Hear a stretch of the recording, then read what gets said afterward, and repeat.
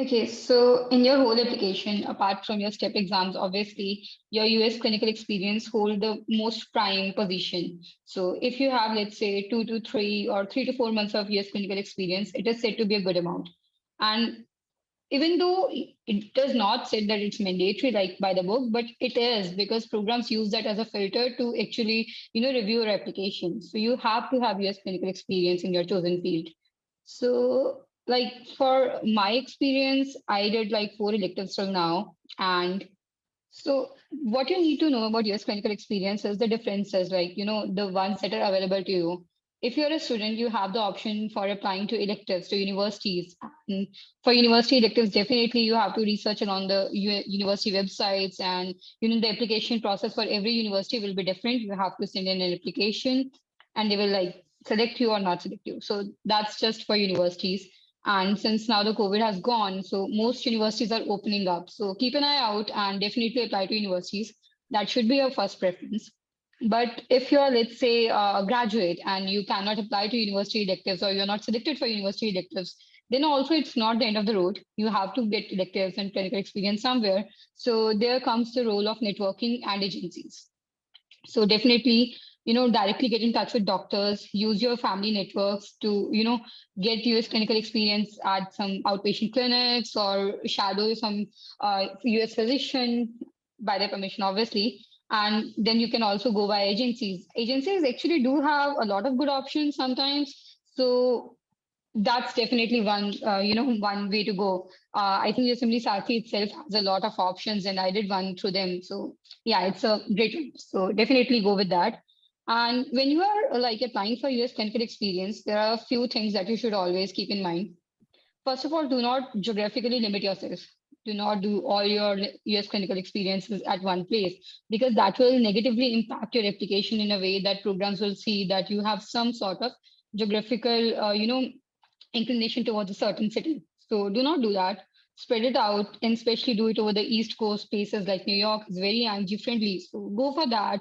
And then there is, you can go for Florida or something like that. Anyway, anywhere on the East Coast is a good option for US clinical experience. And definitely plan ahead for US clinical experience. Like you have to give at least 4 to 6 months of a good amount of time to, for the whole application process, the documentation, the visa process, because it's very exhaustive. And with in the recent times, visa issues have been so much that students are getting rejected and applying over and over again. So plan ahead and apply that way. And for me, I did 3 rotations in Chicago for now, like for 3 electives in Chicago. One was inpatient, and one was outpatient, and one was a hybrid elective, which was in and outpatient, and one was in Florida, which was again an outpatient elective. So yeah, pretty much I'm going to do some more, but for now I've done that. One advice that I would give to everyone for the US in clinical experience is that when you are there, try to perform. Like, I know that you all think that when you are going to a rotation, you're obviously going to perform. That's something that we have on the back of our minds, but that is not so. Those LORs are performance based. So it depends on how active you are in case discussions, how active you are in shouldering responsibilities, and helping each other around and everything else. And your preceptors are going to see every single thing. They're going to observe you on every single thing, and in your LOR everything is going to be mentioned.